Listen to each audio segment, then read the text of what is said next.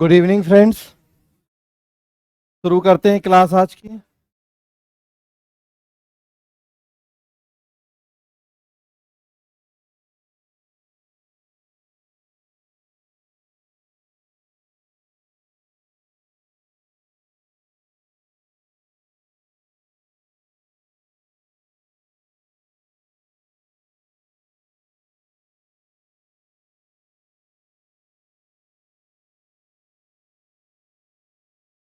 चले ठीक है, शुरू करते हैं। हम लोग बात कर रहे हैं संसदीय और अध्यक्षीय लोकतंत्र, पार्लियामेंट्री एंड प्रेसिडेंशियल डेमोक्रेसी। कल हमने दोनों के एक बेसिक डिफरेंस की बात की थी। विधायिका और कार्यपालिका के संबंधों के आधार पर हम ये प्रकार कर रहे हैं लोकतंत्र के। संसदीय लोकतंत्र के कई और नाम और उसी तरह से अध्यक्षीय लोकतंत्र के कई दूसरे नामों की बात की थी, और क्यों ये नाम दिए गए हैं, तो क्या कारण है उसके पीछे, उसको भी देखा था। और तब इसके बाद फिर हम संसदीय लोकतंत्र की विशेषताएं पढ़ रहे हैं और साथ ही साथ अध्यक्षीय लोकतंत्र से उनकी तुलना कर रहे हैं। तीन चार विशेषताओं की कल हमने बात की थी कि संसदीय लोकतंत्र में दो प्रधान या मुखिया होते हैं, जबकि अध्यक्षीय लोकतंत्र में एक ही प्रधान या मुखिया का अस्तित्व होता है। संसदीय में एक राज्य का प्रधान होता है जो कि नाम मात्र का, और दूसरा शासन या सरकार का प्रधान होता है जो कि वास्तविक होता है। अध्यक्षीय में एक ही व्यक्ति के द्वारा दोनों भूमिकाओं का निर्वहन किया जाता है। दूसरी, तीसरी और चौथी, ये तीनों विशेषताएं जुड़ी हुई थी आपस में। तो हम देख रहे थे कि हमारा सिस्टम क्या है कि पहले हम लोकसभा या विधानसभा के चुनाव करेंगे। एमपी एमएलए को हम अपने प्रतिनिधि के रूप में चुनेंगे। जिस राजनीतिक दल को बहुमत मिलेगा, बहुमत दल अपने नेता को चुनेगा, उसे प्रधानमंत्री या राज्य में मुख्यमंत्री के रूप में शपथ दिलाई जाएगी, तो ये बहुमत दल का शासन कहलाएगा।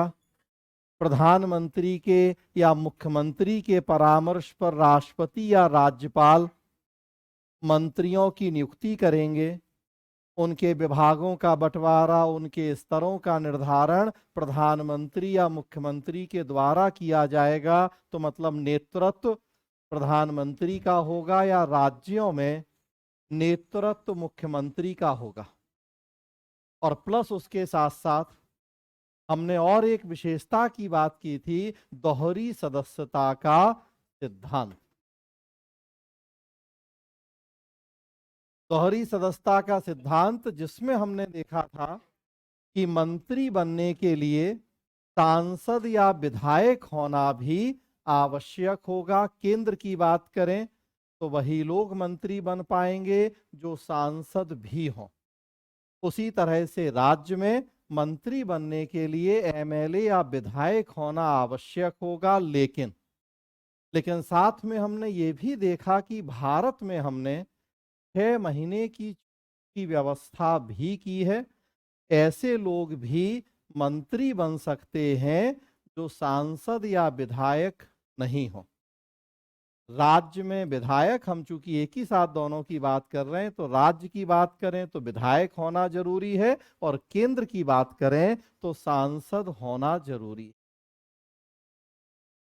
6 महीने की छूट की व्यवस्था की गई। ब्रिटेन में ऐसा नहीं है, लेकिन भारत में हमने इस तरह का प्रावधान किया तत्कालीन परिस्थितियों के संदर्भ में कि बिना सांसद विधायक हुए भी मंत्री बन जाए। इवन प्रधानमंत्री और मुख्यमंत्री भी बना जा सकता है बिना सांसद या विधायक हुए, और अक्सर ऐसा देखने को मिलता है। उत्तराखंड में देखें, मुख्यमंत्री बने वो विधायक नहीं थे बाद में, और अक्सर विभिन्न राज्यों में ऐसी स्थितियां देखने को मिलती हैं कि ऐसे लोग भी प्रधानमंत्री या मुख्यमंत्री बना दिए जाते हैं जो उस समय विधायक या सांसद नहीं होते। बाद में फिर चुनाव लड़ते हैं। झारखंड में हेमंत सोरेन हो, महाराष्ट्र में उद्धव ठाकरे हो, तो बहुत सारे केस आप देखेंगे। हाँ, ममता बनर्जी पश्चिम बंगाल में, तो बहुत सारे ऐसे केस आप देखेंगे। कि लोग पहले विधायक नहीं थे, बन गए मुख्यमंत्री या मंत्री, बाद में फिर 6 महीने की छूट है, उस दौरान वो सदस्यता ले लें। और एक और हम बात कर रहे थे कि हमारे यहाँ किसी भी सदन का सदस्य प्रधानमंत्री या मुख्यमंत्री बन सकता है। केंद्र में लोकसभा या राज्यसभा, राज्य में विधानसभा, और अगर विधान परिषद है तो किसी भी सदन का सदस्य प्रधानमंत्री बन सकता है या मुख्यमंत्री। ब्रिटेन में केवल निम्न सदन का सदस्य ही प्रधानमंत्री बन पाता है। तो इसे दोहरी सदस्यता का सिद्धांत कहा गया था। इतना लिख लीजिए पहले 4 पॉइंट, तब फिर आगे बढ़ाएंगे। हेडिंग दीजिए संसदीय लोकतंत्र की विशेषताएं।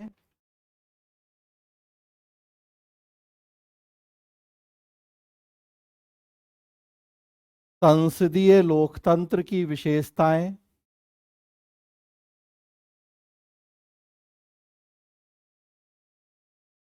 एक मिनट जरा रुकें, कल वाला क्वेश्चन कंप्लीट करा दें। कौन सा क्वेश्चन कल वाला? फोटोमैक वाला तो वो हो तो गया था, वो तो हो गया था। अभी जितना पढ़ा है उतना हो गया था, बाकी अभी राष्ट्रपति की भूमिका तो आगे पढ़ेंगे, वो तो अभी बात की नहीं है हमने। अभी तो कल वो संदर्भ था तो बताया था हमने कि कैसे हमने ब्रिटिश शासन व्यवस्था से अपने देश में संसदीय लोकतंत्र लिया है, ना कि अमेरिका के अध्यक्षीय शासन से। तो वो हमें दिखाना है। लेकिन फिर अब अभी क्योंकि साथ में था कि इस कथन के संदर्भ में राष्ट्रपति की भूमिका, अब राष्ट्रपति की भूमिका तो जब पढ़ेंगे तो अपने आप पूरा होगा क्वेश्चन वो। तो इसलिए कई क्वेश्चन ऐसे होते हैं जो कई टॉपिक से जुड़े होते हैं। तो अभी जितना हमने पढ़ा है उतना आप जान गए हैं, बाकी चीजें अभी आगे और पढ़ेंगे तब कंप्लीट होगा वो क्वेश्चन। ठीक है, चलिए लिखिए संसदीय लोकतंत्र की विशेषताएं। पहला लिखिए संसदीय लोकतंत्र में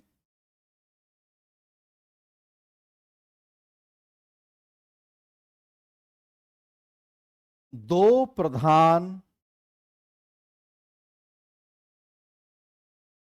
या मुखिया का, दो प्रधान या मुखिया का अस्तित्व होता है।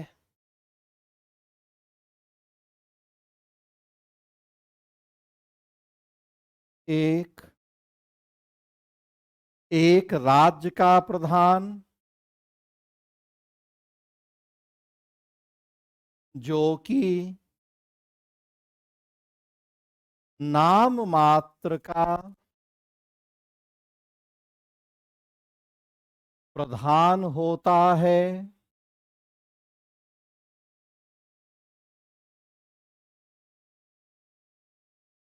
जैसे राष्ट्रपति या राज्यपाल, और दूसरा शासन या सरकार का प्रधान जो कि वास्तविक प्रधान होता है।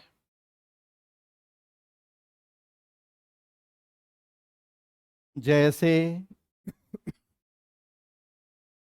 मंत्री परिषद और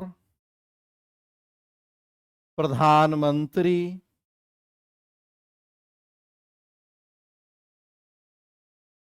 या मंत्री परिषद और मुख्यमंत्री।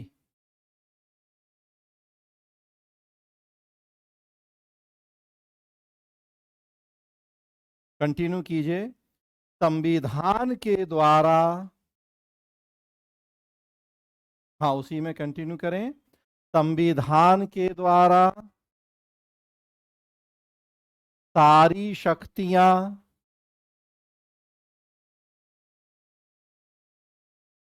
राज्य के प्रधान को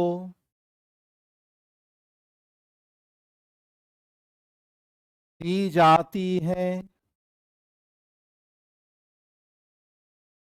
लेकिन व्यवहार में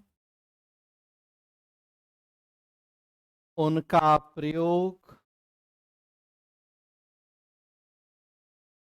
शासन के प्रधान के द्वारा किया जाता है।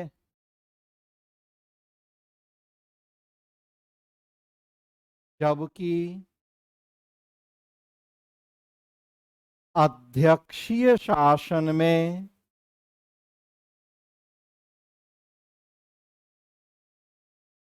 एक ही प्रधान या मुखिया का अस्तित्व होता है।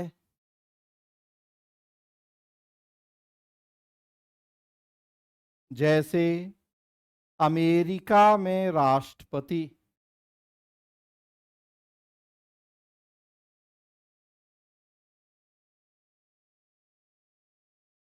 दूसरा लिखिए, दूसरा पॉइंट, संसदीय शासन को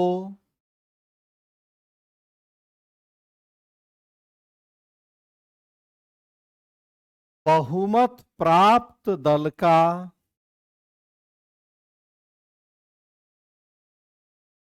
शासन कहा जाता है।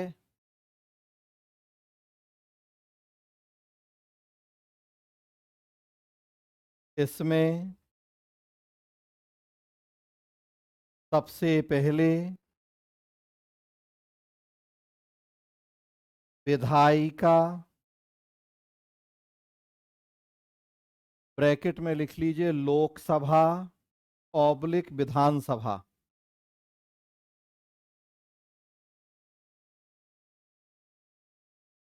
ब्रैकेट बंद कर दीजिए, के चुनाव होते हैं।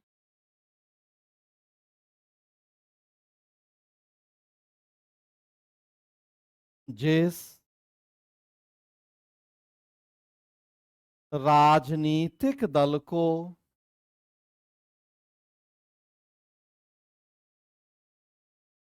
बहुमत प्राप्त होता है,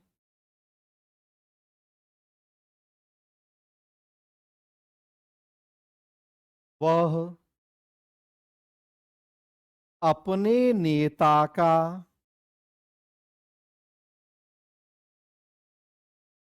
चुनाव करता है। जिसकी प्रधानमंत्री ऑब्लिक मुख्यमंत्री के पद पर नियुक्ति की जाती है।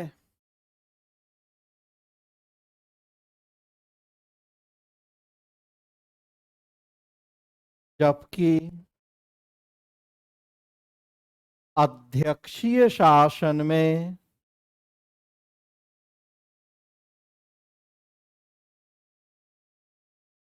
राष्ट्रपति को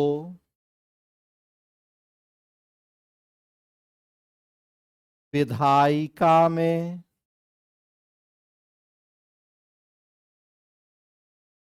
बहुमत प्राप्त होना आवश्यक नहीं होता।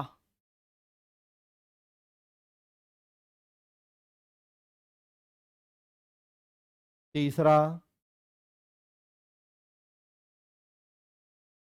संसदीय शासन में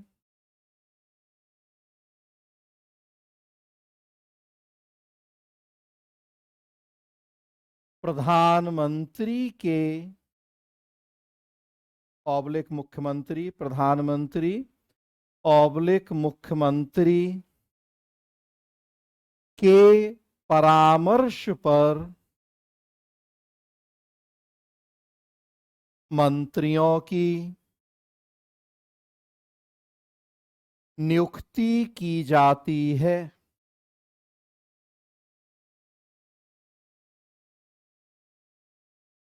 उनके विभागों का बंटवारा,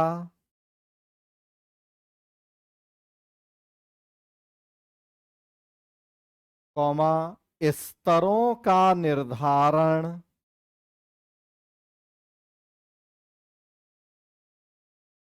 एवं बैठकों की अध्यक्षता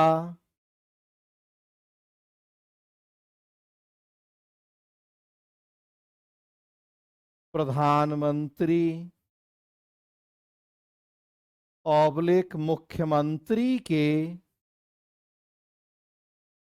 द्वारा की जाती है। अर्थात मंत्री परिषद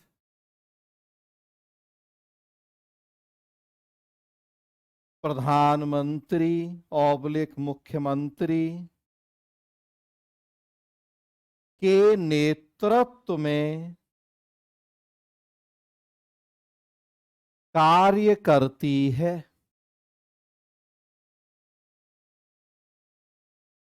जबकि अध्यक्षीय शासन में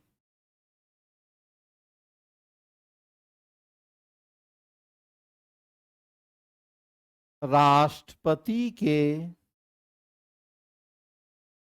नेतृत्व में यह सभी कार्य संपन्न किए जाते हैं।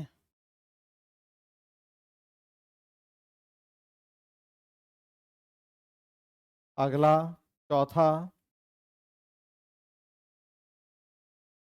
संसदीय लोकतंत्र में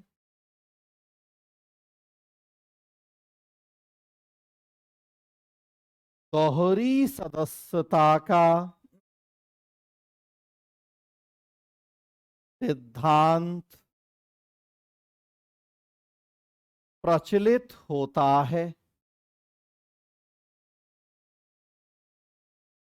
अर्थात किसी व्यक्ति के मंत्री बनने के लिए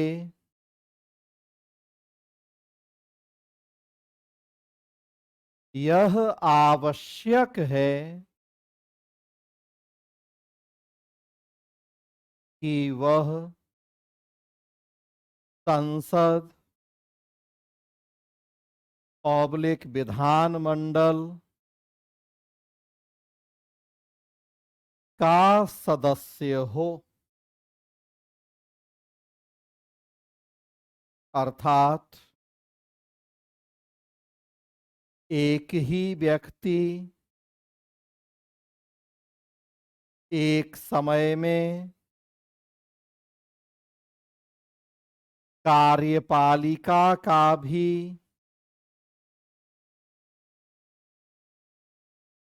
सदस्य होता है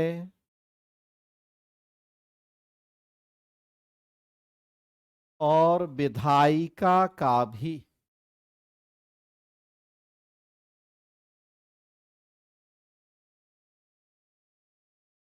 कंटिन्यू कीजिए फुल स्टॉप लगा के। भारत में 6 महीने की छूट की व्यवस्था भी की गई है।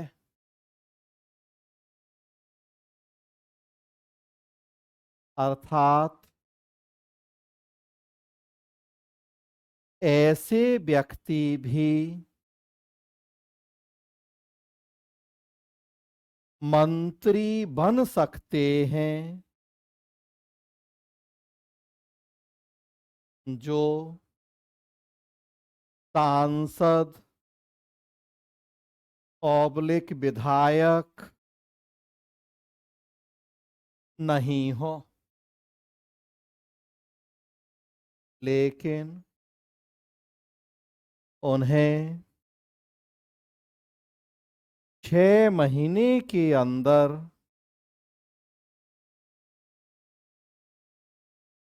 विधायिका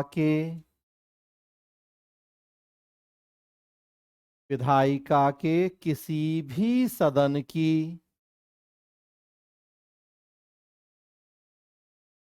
सदस्यता लेना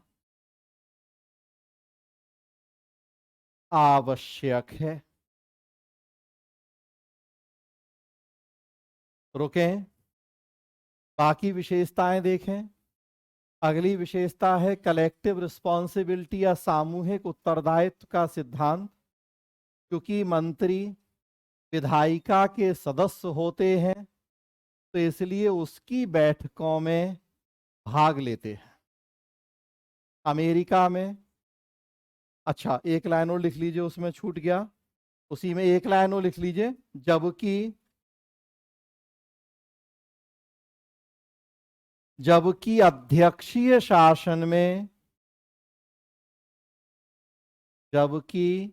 अध्यक्षीय शासन में मंत्रियों का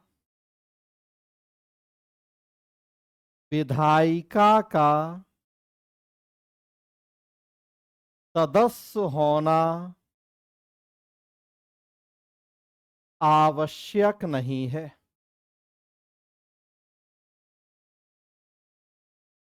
बस अब रुकिए। तो चूंकि हमारे यहाँ मंत्री विधायिका के सदस्य हैं तो उसकी बैठकों में भाग लेते हैं। तो आप देखते हैं जब संसद का सत्र चलता है या राज्य विधानमंडल का सत्र चलता है तो प्रधानमंत्री और मंत्री या राज्य में मुख्यमंत्री और मंत्री विधायिका की बैठकों में भाग लेते हैं। भाग लेंगे तो जो विपक्ष के सदस्य हैं वो उनसे उनके कामों के बारे में, उनके विभागों के बारे में प्रश्न पूछेंगे। तो देखिए प्रश्न काल होता है, क्वेश्चन आर, शून्यकाल या 0 आर में भी प्रश्न पूछे जाते हैं। तो उनसे प्रश्न पूछेंगे, उत्तर मांगेंगे ताकि उनके कामों गतिविधियों के बारे में जानकारी मिल सके और अगर कुछ गलत हो रहा है तो नियंत्रण किया जा सके। उसके अलावा और कई तरह की संसदीय प्रक्रियाएं हैं, उनका प्रयोग होगा और उनके माध्यम से भी मंत्रियों के ऊपर नियंत्रण किया जाएगा। तो जैसे काम रोको प्रस्ताव, ध्यान आकर्षण प्रस्ताव, निंदा प्रस्ताव और सबसे महत्वपूर्ण अविश्वास प्रस्ताव या नो कॉन्फिडेंस मोशन आने की भी व्यवस्था होगी। अगर विपक्षी पार्टी के नेताओं को ऐसा लग रहा है कि सरकार या सत्ता पक्ष में बैठे लोग देश की जनता की अपेक्षाओं पर खरे नहीं उतर रहे हैं, जो वायदे किए गए थे जनता से वो पूरे नहीं हो रहे हैं, सरकार जो नीतियां बना रही है, जो काम कर रही है वो देश हित में नहीं है, तो फिर विपक्षी पार्टी की तरफ से सरकार के खिलाफ अविश्वास प्रस्ताव लाया जा सकता है। यदि अविश्वास प्रस्ताव पारित हो जाता है तो सीधा सा मतलब है कि सरकार के पास बहुमत के लोगों का समर्थन नहीं है। और अगर बहुमत के लोगों का समर्थन नहीं है तो फिर सरकार को जाना पड़ता है, क्योंकि हम देख रहे हैं ये सिस्टम ही बहुमत का शासन है। अगर सरकार के पास बहुमत है तो अविश्वास प्रस्ताव पारित नहीं होगा, और अविश्वास प्रस्ताव पारित हो रहा है इसका मतलब है कि सरकार के पास बहुमत नहीं है। इस शासन का नाम ही है बहुमत का शासन। तो फिर सरकार को पद छोड़ना होगा। जिसके पास बहुमत है वो सरकार बनाने के लिए बुलाया जाएगा। तो सिस्टम तो हम देख ही रहे हैं कि बहुमत दल, उसका नेता वो पीएम बनेगा या सीएम। तो सिस्टम तो यही चलेगा। तो जब तक इनके पास बहुमत है ये शासन करेंगे। अधिकतम 5 साल होगा वो टर्म। उसके पहले अगर बहुमत खो दिया अविश्वास प्रस्ताव आएगा और इन्हें जाना होगा। मतलब सरकार अपनी नीतियों, अपने कार्यों के लिए संसद के प्रति सामूहिक रूप से उत्तरदायी होगी। पूरी मंत्रिपरिषद या बचेगी और या पूरी मंत्रिपरिषद एक साथ चली जाएगी। तो मंत्री व्यक्तिगत रूप से उत्तरदायी होते हैं राष्ट्रपति के प्रति। दो तरह का उत्तरदायित्व होता है मंत्रियों का। एक व्यक्तिगत उत्तरदायित्व, ये राष्ट्रपति के प्रति है, और राष्ट्रपति का मतलब प्रधानमंत्री होता है वहां।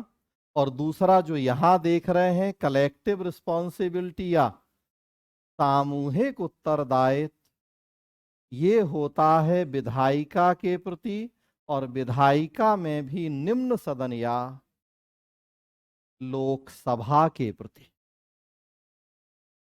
आप संविधान का अनुच्छेद 75 देखें, आर्टिकल 75, तो उसमें प्रावधान किया गया है मंत्रियों के उत्तरदायित्व के लिए दो तरह का उत्तरदायित्व। व्यक्तिगत उत्तरदायित्व राष्ट्रपति के प्रति इस बात का मतलब है कि कोई मंत्री अपने पद पर तभी तक रहेगा जब तक राष्ट्रपति चाहेंगे। राष्ट्रपति के प्रसाद पर्यंत मंत्री अपना पद धारण करते हैं। प्रसाद पर्यंत मतलब राष्ट्रपति की इच्छा, और राष्ट्रपति की इच्छा का मतलब है व्यवहार में प्रधानमंत्री की इच्छा। क्योंकि फिर अभी हमने देखा और आपने लिखा कि प्रधानमंत्री की सलाह पर ही मंत्रियों की नियुक्ति होगी। तो प्रधानमंत्री की सलाह पे मंत्रियों को उनके पद से हटाया भी जा सकेगा। बिहार में देख रहे हैं अभी एक दो मंत्री जिन्हें उनके पद से मुख्यमंत्री ने सलाह दी राज्यपाल को, राज्यपाल ने हटा दिया। कृषि मंत्री सुधाकर सिंह शायद नाम, या कानून मंत्री। तो देखिए अभी दिल्ली में देखिए रिसेंटली राजेंद्र पाल गौतम, उन्होंने कुछ भगवान के खिलाफ बोला, हटाएगा उन्हें। तो व्यक्तिगत उत्तरदायित्व होता है राष्ट्रपति, या राज्य की बात करें तो राज्यपाल के प्रति। एक व्यक्ति इंडिविजुअल अगर उसकी पोस्ट देखी जाए तो तभी तक अपने पद पे है जब तक कि उसे राष्ट्रपति या राज्यपाल का समर्थन है, और मतलब प्रधानमंत्री या मुख्यमंत्री का समर्थन। लेकिन एज ए होल पूरे ग्रुप की बात करें तो सामूहिक उत्तरदायित्व होता है लोकसभा के प्रति, राज्यों में विधानसभा के प्रति। पूरी मंत्रिपरिषद तभी तक अस्तित्व में रहेगी जब तक बहुमत है उसे लोकसभा में। अविश्वास प्रस्ताव के माध्यम से अगर ये साबित हो जाता है कि बहुमत नहीं है तो पद छोड़ना होगा। उसी का आजकल एक दूसरा रूप प्रचलित हो गया है विश्वास प्रस्ताव, कि सरकार अपनी तरफ से ही विश्वास प्रस्ताव लाके बीच में बता दे कि नहीं, अभी भी हमारे पास बहुमत के लोगों का विश्वास है, इसलिए हमें पद पे रहने का कानूनी और नैतिक अधिकार है। तो सामूहिक उत्तरदायित्व लोकसभा के प्रति। अध्यक्षीय शासन में चूंकि मंत्री विधायिका के सदस्य नहीं है, विधायिका के सदस्य नहीं है तो उसकी बैठकों में भाग नहीं ले सकते हैं। जब बैठकों में भाग नहीं लेंगे तो कहां से वहां प्रश्नकाल होगा, कहां से वहां काम रोको होगा, कहां से वहां विश्वास प्रस्ताव, कुछ हो ही नहीं सकता। भाई प्रश्न तो तब पूछेंगे ना जब वो आपकी बैठक में आएंगे, उन्हें तो आपकी बैठक में आना ही नहीं है क्योंकि वो आपके सदस्य नहीं है। तो जो ये प्रक्रियाएं हमारे देश में होती हैं, प्रश्नकाल, शून्यकाल, काम रोको या ध्यान आकर्षण या विश्वास, ये अध्यक्षीय शासन में कुछ नहीं होगा क्योंकि मंत्री विधायिका के सदस्य नहीं होंगे।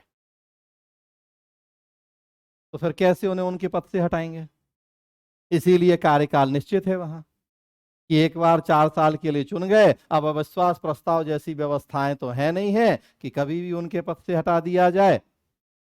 तो उसी का परिणाम है कि हमारे यहाँ कार्यकाल अनिश्चित है और वहां कार्यकाल निश्चित है। हमारे यहाँ अधिकतम कार्यकाल 5 साल है, किंतु 24x7 एक एक मिनट का खेल है कि अभी आप यहाँ बैठे हैं, 8:30 जब रूम पे पहुंचे तो पता लगे कि फला व्यक्ति भूतपूर्व हो गया। तो हमारे यहाँ 1-1 मिनट का खेल है, रात में सोए सुबह सो के उठे तो पता लगेगी। मुख्यमंत्री बदल गया कि कुछ और हो गया। महाराष्ट्र में रात में 3 बजे वहां के राज्यपाल देवेंद्र फडणवीस को शपथ दिला के मुख्यमंत्री बना देंगे। तो हमारे यहाँ तो 24x7 1-1 मिनट का खेल है, प्रधानमंत्री मुख्यमंत्री का बनना और बिगड़ना। जब तक बहुमत है तब तक आप हैं, और जैसे ही बहुमत जाएगा वो कभी भी जा सकता है। दो यहाँ की जगह वहां, थाली में बैठे हुए मेढक के समान है, कब उछल के कहा छलांग लगा देंगे कोई भरोसा नहीं है। वो जो सांसद विधायक हैं, बहुमत है तब तक आप सरकार में हैं, क्योंकि सरकार का नाम ही है बहुमत की सरकार। सारा खेल बहुमत का। अध्यक्ष ही में ये सब चिंताएं टेंशन होते नहीं है। एक बार चुन जाएंगे राष्ट्रपति, कार्यकाल निश्चित है, बस एक महाभियोग वाली व्यवस्था है हटाने के लिए। लेकिन हम कल बात कर रहे थे वो इतनी कठिन है कि होना नहीं होना बराबर है। तो इसीलिए हमारे यहाँ सरकार का कार्यकाल अनिश्चित होता है, जबकि अध्यक्षीय शासन में कार्यकाल की निश्चितता होती है। और एक बात देख रहे हैं, निचले सदन का विघटन। क्योंकि हम बात कर रहे हैं कार्यपालिका और विधायिका के आपसी संबंधों की। ये देखते रहे ना बात में, नहीं तो लोग कहते हैं कि ध्यान नहीं दे रहे हैं। सर आज कुछ फास्ट लिखवा रहे हैं, बाकी दिन अच्छा। चलिए, ऐसा था क्या, कुछ फास्ट था आज क्या? चलिए थोड़ा धीमे कर देंगे, क्योंकि मैं आज तेजी में हूँ। मैं तेजी में इसलिए हूँ कि रोज 1 बजे से क्लास चलती है आपकी 8:30 बजे तक, और आज फिर मुझे 10 बजे जाना है। सो अगले 3 दिन मेरी क्लास RAS के लिए राजस्थान में है। तो इसलिए भी थोड़ा सा तेजी में हूँ, क्योंकि लग रहा है कि बस एक एक करके बस आगे बढ़ते चलें। तो शेड्यूल इतना पैक है कि अब कल और मंडे को क्लास नहीं होगी मेरी क्लास फिर ट्यूसडे को होगी। तो अब कल और बाकी किसकी क्लास होगी वो आपको यहाँ से पता लगेगा, जो आपका तरीका है। अगले 3 दिन मेरी राजस्थान में RAS के लिए क्लास है, और वहाँ क्लास चलती है 9 to 6, 9 से 6। पूरा ऑफिस टाइम 9 घंटा, सीकर में है क्लास जी। तो इसलिए भी थोड़ा जल्दी में हूँ, लेकिन वैसे मैंने लिखवाया ऐसा नहीं है। तो चलिए थोड़ा ध्यान रखेंगे। हाँ कौन? जी, सब मंत्री में शामिल हैं वो। हम्म। हाँ।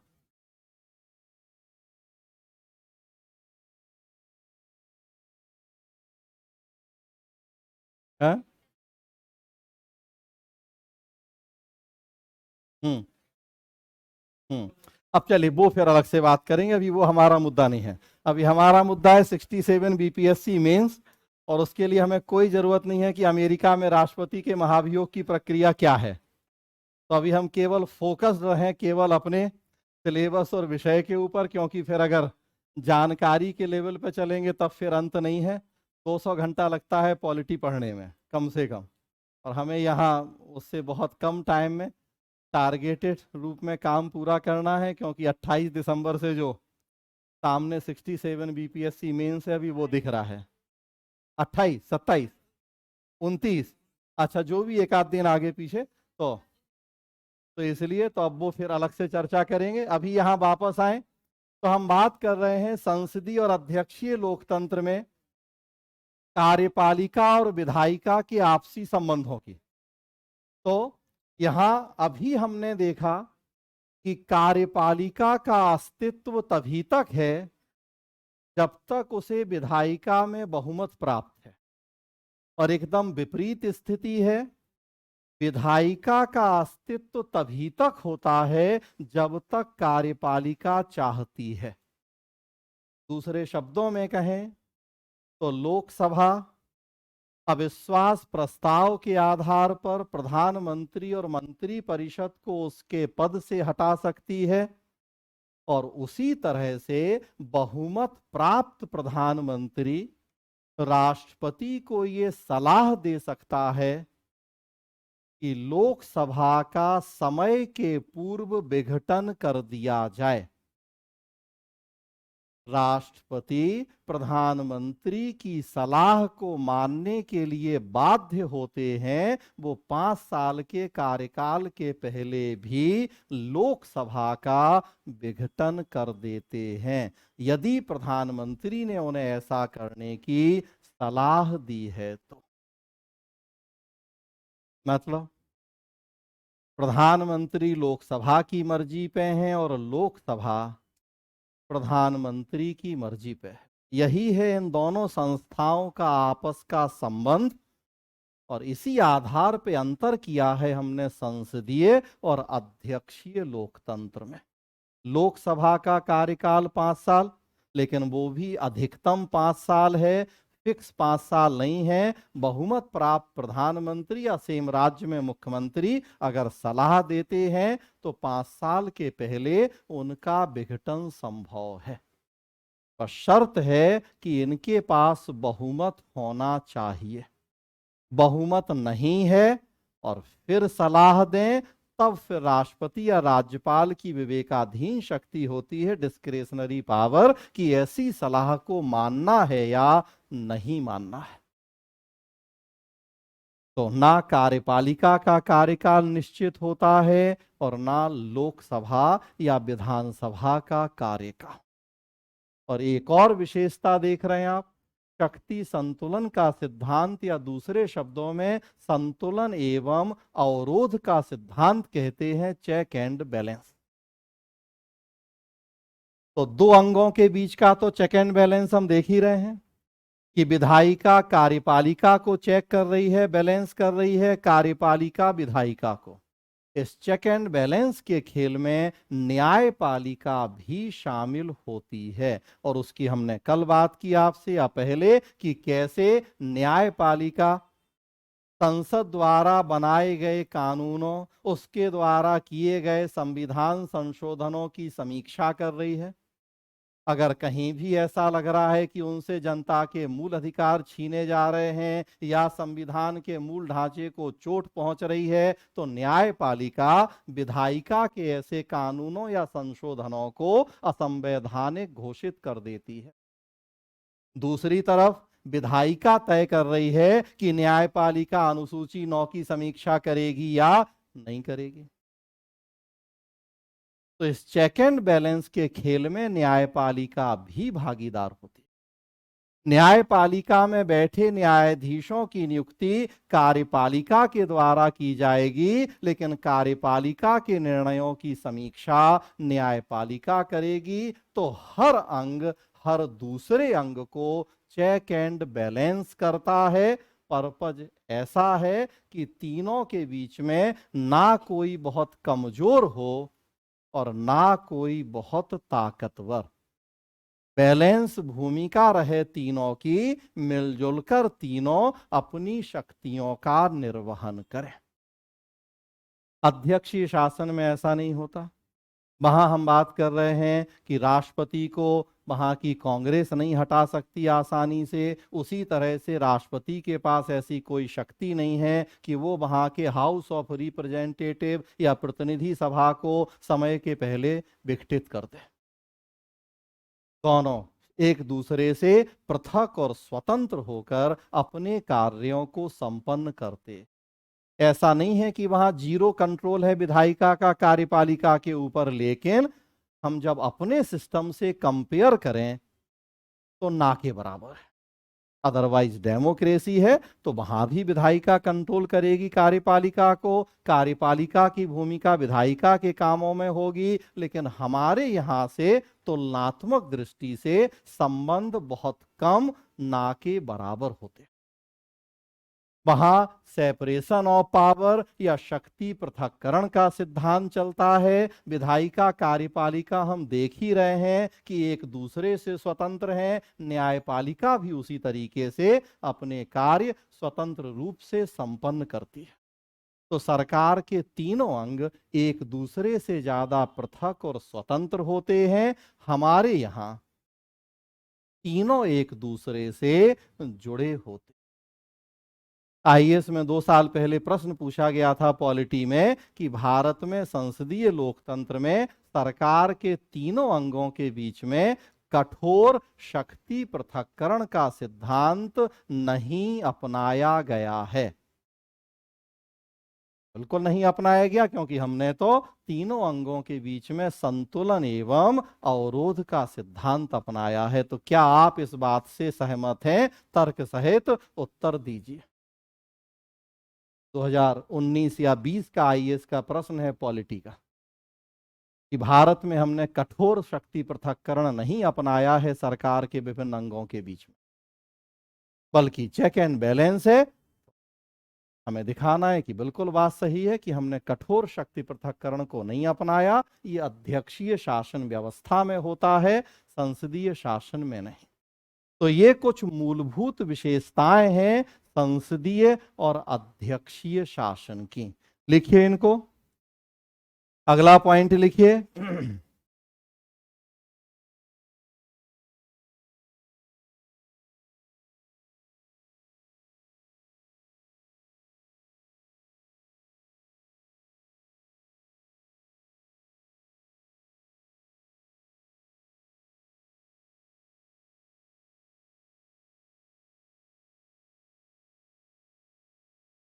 लिखिए अगला पॉइंट।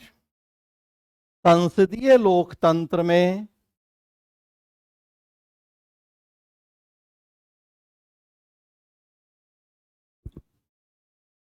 मंत्री परिषद सामूहिक रूप से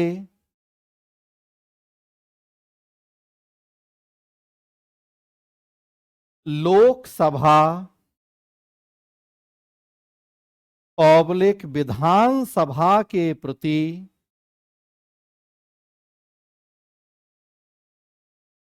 उत्तरदायी होती है।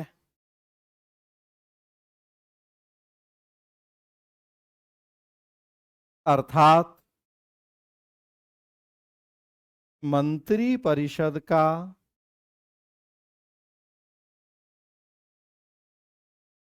अस्तित्व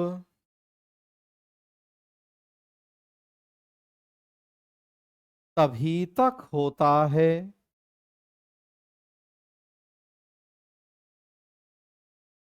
जब तक उसे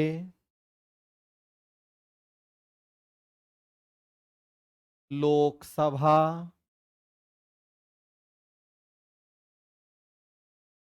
या विधानसभा में बहुमत का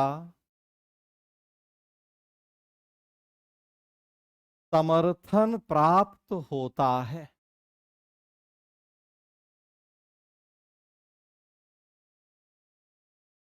यदि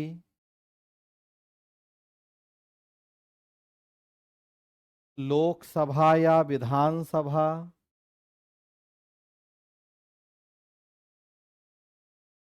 मंत्री परिषद की नीतियों एवं कार्यों से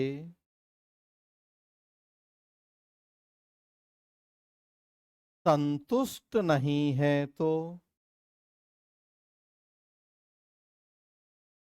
उसके खिलाफ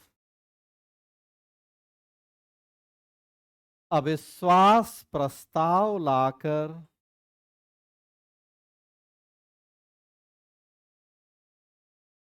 उसे उसके पद से हटा सकती है।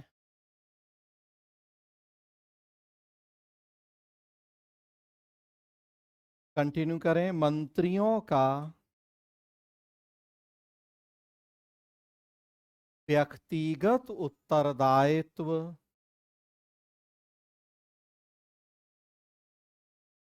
राष्ट्रपति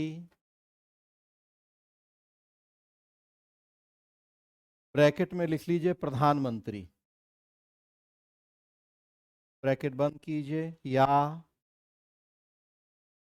या राज्यपाल ब्रैकेट में मुख्यमंत्री के प्रति होता है।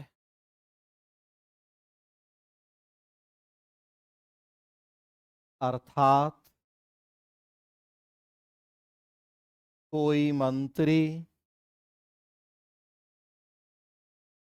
तभी तक अपने पद पर रहता है जब तक कि उसे प्रधानमंत्री या मुख्यमंत्री का समर्थन प्राप्त हो।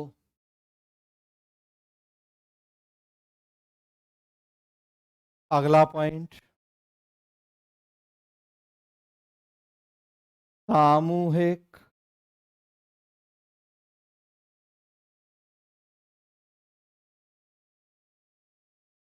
अच्छा, एक लाइन फिर छूट गई, उसी में लिखिए, इसको काटिए, एक लाइन उसी में लिखिए। हाँ, जबकि, उसी को कंटिन्यू करें 5 नंबर पॉइंट को। जबकि अध्यक्षीय शासन में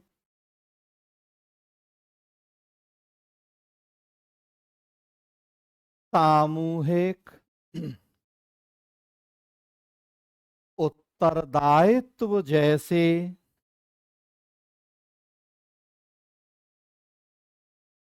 सिद्धांत का पालन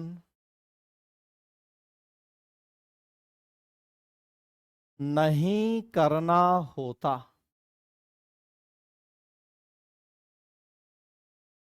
अब लिखिए अगला 6 नंबर, सामूहिक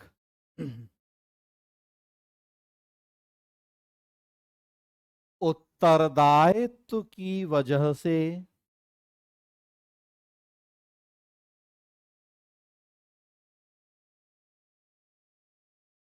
मंत्रिपरिषद के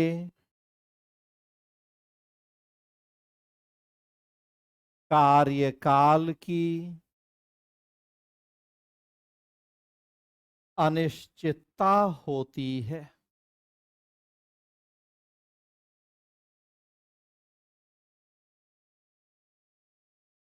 सरकार का अधिकतम कार्यकाल 5 वर्ष का है, लेकिन उसके पहले भी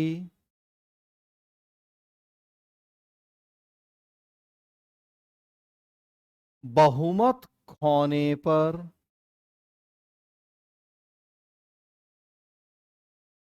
उसे उसके पद से हटाया जा सकता है।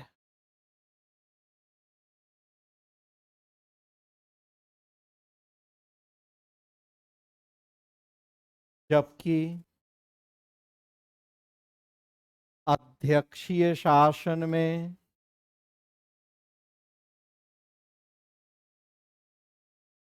राष्ट्रपति को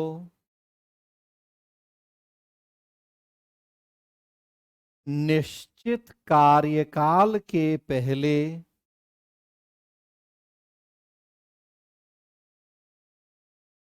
पद से हटाना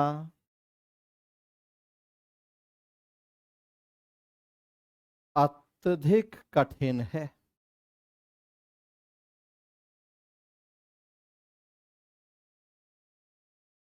अगला पॉइंट,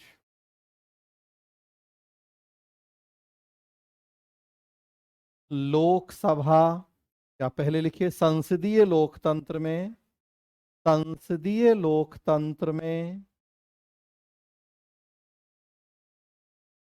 लोकसभा या विधानसभा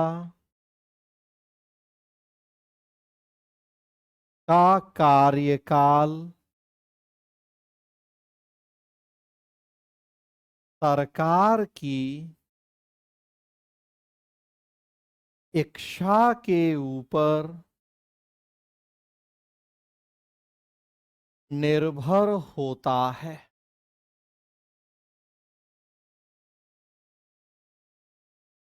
यदि बहुमत प्राप्त प्रधानमंत्री या मुख्यमंत्री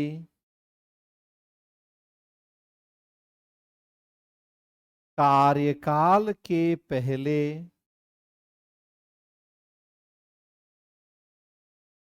लोकसभा या विधानसभा को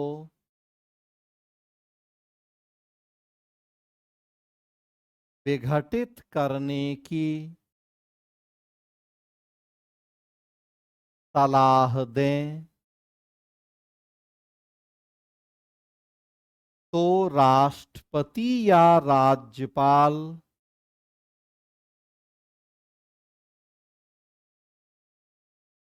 उनकी सलाह के आधार पर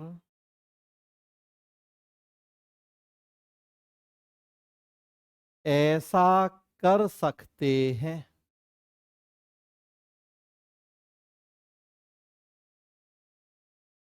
जबकि जबकि अध्यक्षीय शासन में राष्ट्रपति के पास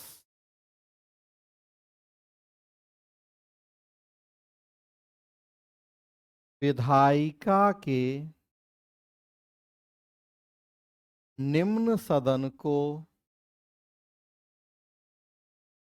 विघटित करने की शक्ति नहीं होती है।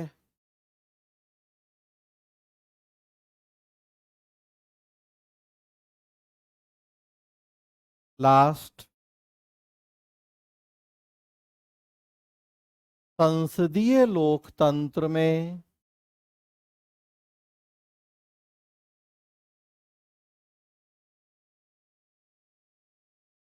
सरकार के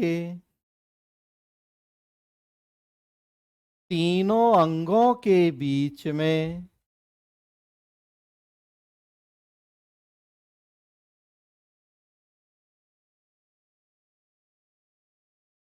शक्ति संतुलन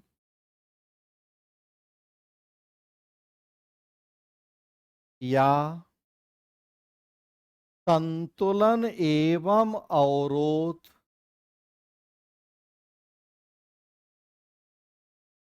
का सिद्धांत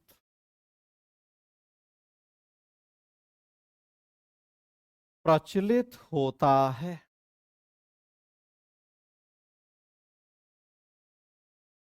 इसके अंतर्गत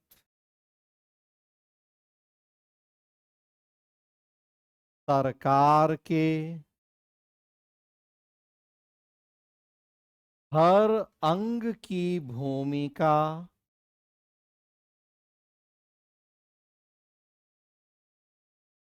दूसरे अंग के कार्यों में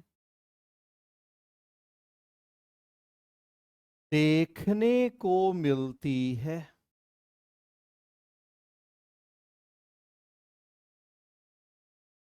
जबकि अध्यक्षीय शासन में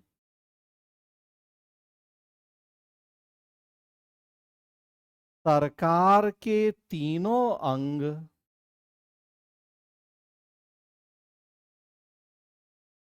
एक दूसरे से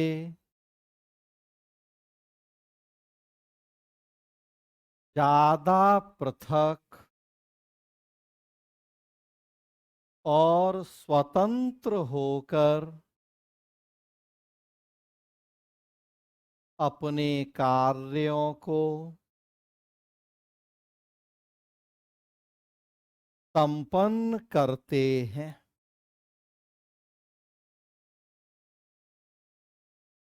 रुकेंगे।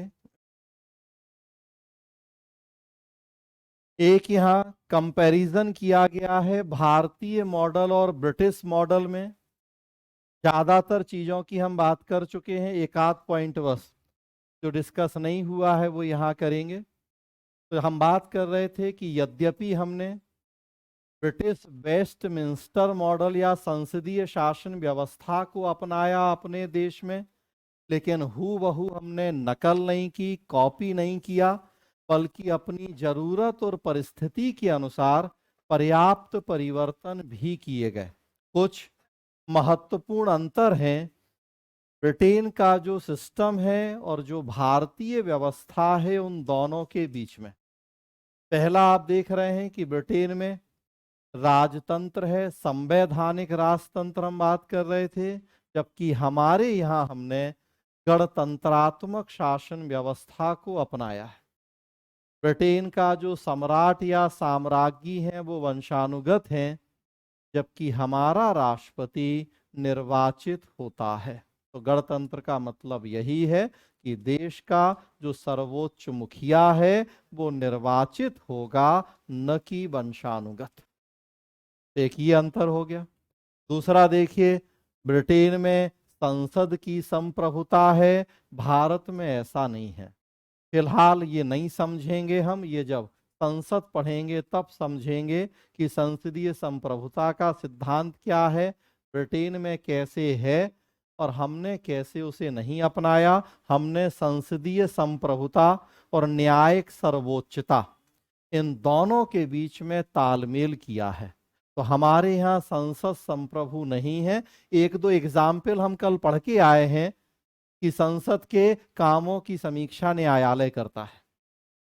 तो हमारे यहाँ संसद संप्रभु नहीं है। कई और ऐसे मुद्दे हैं, जबकि ब्रिटेन में संसद को संप्रभु बनाया गया है। भूमिका हमारी तुलना में ज्यादा व्यापक है संसद की, इसीलिए सिस्टम का नाम भी संसदीय लोकतंत्र है कि सर्वोच्च संसद होती है।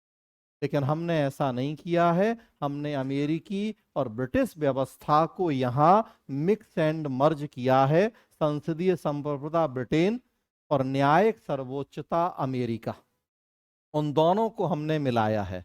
जब संसद पढ़ेंगे, जब न्यायपालिका पढ़ेंगे, तब क्लियर होंगी ये थ्योरीज कि क्या संसद की संप्रभुता है और क्या न्यायिक सर्वोच्चता। तीसरा अंतर हम बात कर चुके हैं कि ब्रिटेन में प्रधानमंत्री को संसद के निम्न सदन का सदस्य होना जरूरी है। हमारे यहाँ किसी भी सदन का सदस्य प्रधानमंत्री बन सकता है। चौथा भी हमने बात की है कि ब्रिटेन में कोई छूट जैसी व्यवस्था नहीं है, पहले सांसद बने उसके बाद ही मंत्री। हमारे यहाँ बिना सांसद हुए भी मंत्री बना जा सकता है, 6 महीने की छूट। और एक और महत्वपूर्ण अंतर है, ब्रिटेन में शैडो कैबिनेट या परछाई या छाया मंत्रिमंडल की व्यवस्था है, उसे हमने अपने देश में नहीं अपनाया है।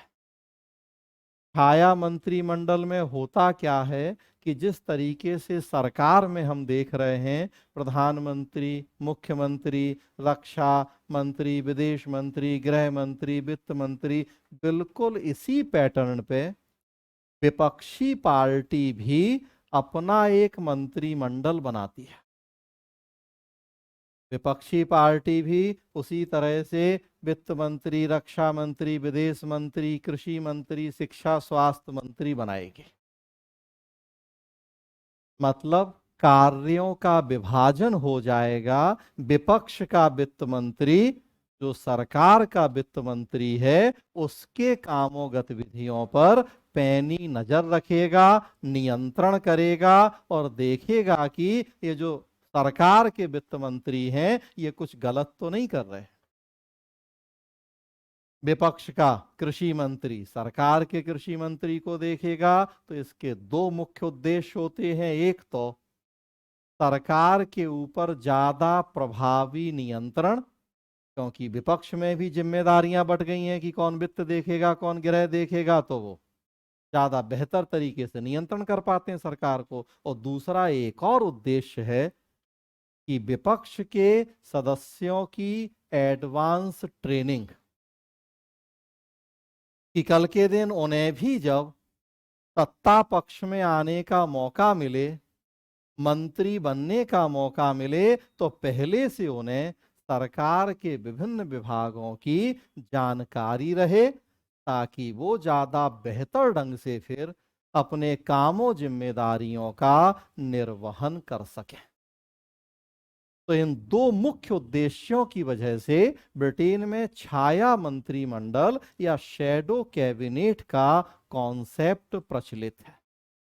भारत में हमने नहीं अपनाया कि लोग पढ़े लिखे नहीं हैं, जागरूक नहीं हैं, और कई रीजन। तो ये शैडो कैबिनेट वाली व्यवस्था, और दूसरी बात कि हमारे यहाँ चूंकि मल्टी पार्टी डेमोक्रेसी है, ब्रिटेन में तो टू पार्टी डेमोक्रेसी है, तो लगभग तय होता है कि लेबर के बाद कंजर्वेटिव आएंगे, कंजर्वेटिव के बाद लेबर आएंगे।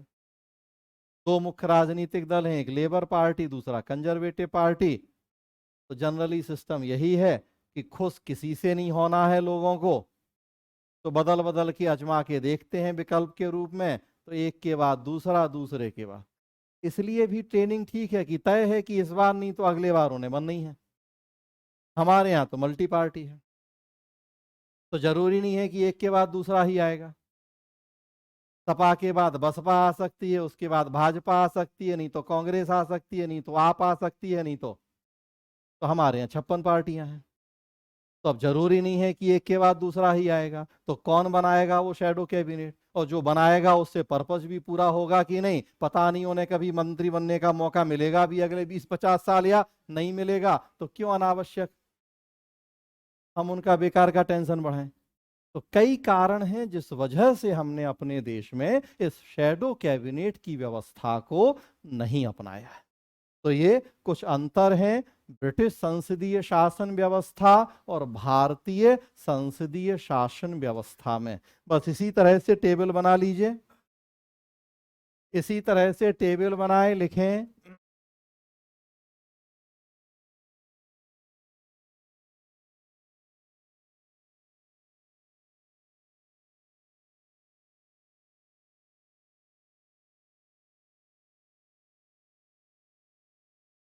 जरा भाई साहब दिखाइए इन लोगों के कमेंट। लोग कह रहे हैं सर कमेंट नहीं देख रहा। कमेंट देखेंगे कि पढ़ाएंगे आप लोगों को? कमेंट ही देखते रहेंगे तो पढ़ाएंगे कब फिर? यहाँ ऑफलाइन जो लोग बैठे हैं तो चुपचाप सुन रहे हैं, ये कमेंट नहीं लिख रहे हैं। तो आप लोग भी थोड़ा सा उंगलियों को विराम दीजिए। जब पढ़ाते हैं कमेंट ही लिखते रहेंगे तो फिर समझेंगे कब? और मैं कमेंट देखता रहूंगा तो पढ़ाऊंगा कब? तो मोबाइल हाथ में होने का ये मतलब थोड़ी है कि पूरे टाइम बस केवल कमेंट ही लिखते रहेंगे, सुनेंगे समझेंगे बिल्कुल नहीं कभी।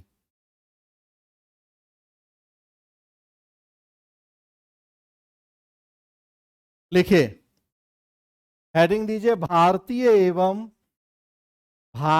एवं ब्रिटिश मॉडल में विभेद।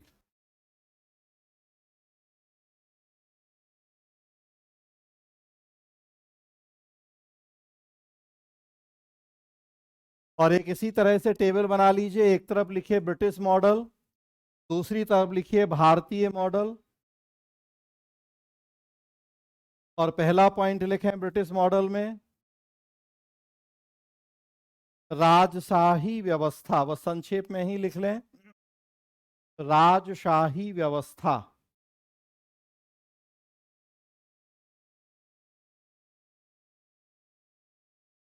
और भारतीय मॉडल में लिखें गणतंत्र पद्धति।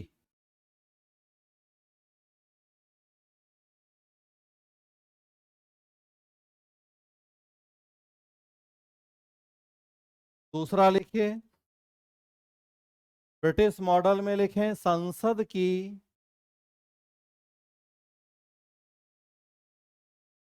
संप्रभुता।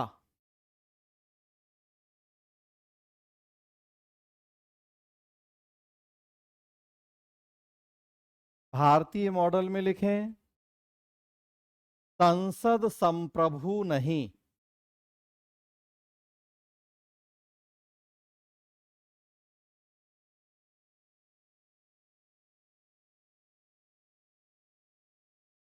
अगला लिखिए ब्रिटिश मॉडल में प्रधानमंत्री का संसद के निम्न सदन का सदस्य होना आवश्यक।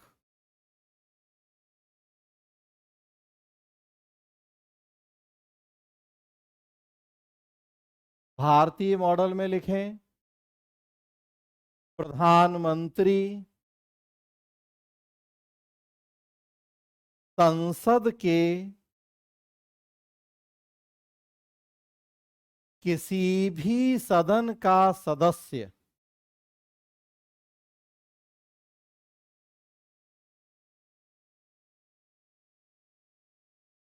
अगला लिखें ब्रिटिश मॉडल में, मंत्री का संसद सदस्य होना आवश्यक। और भारतीय मॉडल में लिखें, बिना बिना संसद सदस्य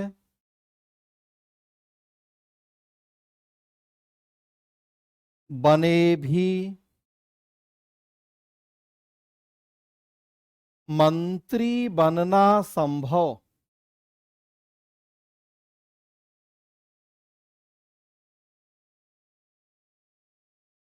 ब्रैकेट में लिख लीजिए 6 महीने की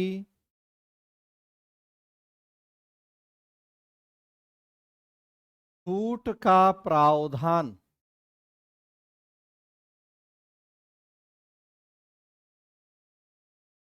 और अगला लिखिए ब्रिटिश मॉडल में, छाया मंत्रिमंडल का प्रावधान। छाया मंत्रिमंडल का प्रावधान। और भारतीय मॉडल में लिखें, ऐसी कोई व्यवस्था नहीं।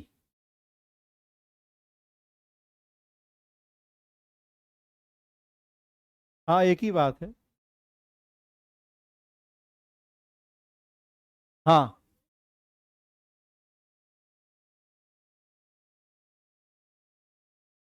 अब वही तो हमने कहा, वो आगे पढ़ेंगे। जो वहां की संसद का उच्च सदन है, हाउस ऑफ लॉर्ड, सर्वोच्च न्यायालय खुद वही होता है।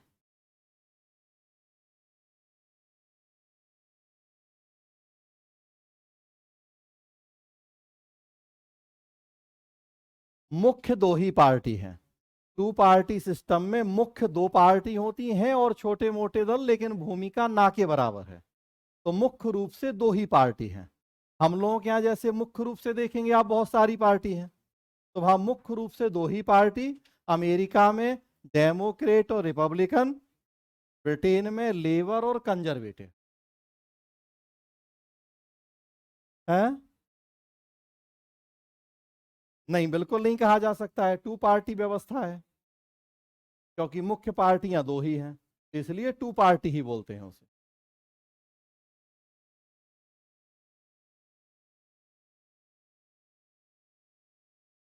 ऐसा तो नहीं है, मल्टी पार्टी सिस्टम भी रहा है। मल्टी पार्टी सिस्टम रहा है, गठबंधन सरकार आगे पढ़ेंगे, कोएलिशन गवर्नमेंट, तो मल्टी पार्टी सिस्टम भी है। या मल्टी पार्टी नहीं कहें उसे, सॉरी, गठबंधनीय व्यवस्था रही है, कोएलिशन गवर्नमेंट है। राष्ट्रीय पार्टियां भी कई सारी हैं। हाँ,